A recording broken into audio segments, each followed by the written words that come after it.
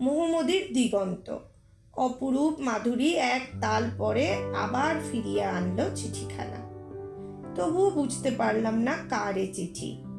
গত 24 সালের চিঠি এলো এই 54 সালের ভাদ্র মাসে। আচ্ছা, এও কি সম্ভব? আমার এত কাল আগেকার পরলোকগতা স্ত্রী নিরুপমার চিঠি এলো আজ 30 বছর পরে। এতকাল এ চিঠি কোথায় ছিল?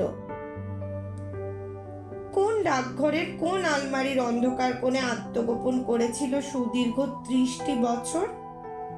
আমার যৌবন বয়সের চিঠি এলো যখন, আজ আমি পৌরত্বে উপনীত। আমার ফুলশয্যার পরে নবপরিণীতা বধূর করুণ আহ্বান লিপিখানি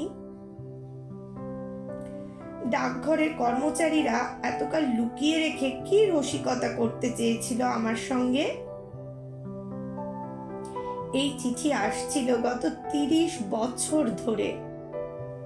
কত ঘটনা ঘটে গেল এই 30 বছরে, আমার জীবনের কত উত্থান পতনের ইতিহাসের মধ্যে দিয়ে, কত শোক দুঃখ প্রেম কাহিনীর মধ্যে দিয়ে এই চিঠিখানা আসছিল। 30 বছর পরে এই চিঠি পেয়ে লাভ কি আমার?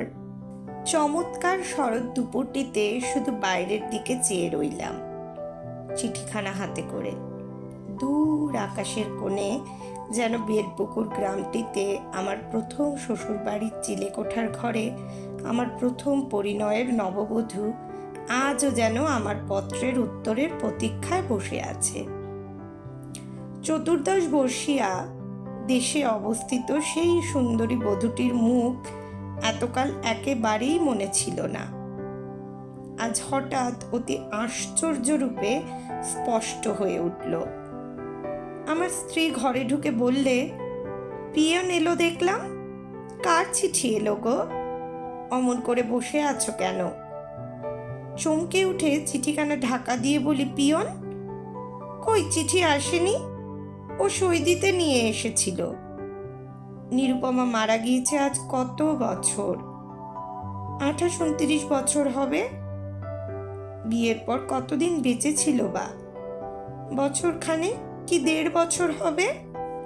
বন্ধুরা, আজকে শুনলে বিভূতিভূষণ বন্দ্যোপাধ্যায়ের লেখা ছোট গল্প চিঠি। আমরা তো আজকাল চিঠি লিখতে ভুলেই গিয়েছি, কিন্তু ডাক বিভাগে কর্মরতা আমি তোমাদের সকলের কাছে একটা ছোট্ট অনুরোধ করব। পারো তো মাঝে মাঝে নিজের এত ব্যস্ত সময়ের মাঝখানে এক টুকরো কাগজে ছোট্ট একটা চিঠি লিখতে? মায়ের জন্মদিনে, বাবার বিবাহ বার্ষিকীতে, কিংবা পাশের মানুষের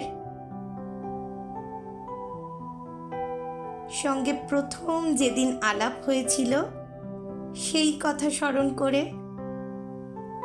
কিংবা পারো তো নিজের বাড়ির ছোট্ট মানুষটিকে, যে সবে সবে লেখা শিখতে, যে সবে মাত্র পড়া শিখতে, যে সবে মাত্র পড়তে শিখেছে, তাকে একখানা চিঠি লিখতে।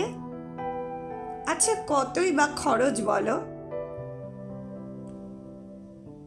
খুব বেশি সময়ও লাগবে না। পোস্ট অফিসে গিয়ে পারো তো একটা চিঠি লিখতে। আশির চা, এই গল্পটা তোমার কেমন লেগেছে?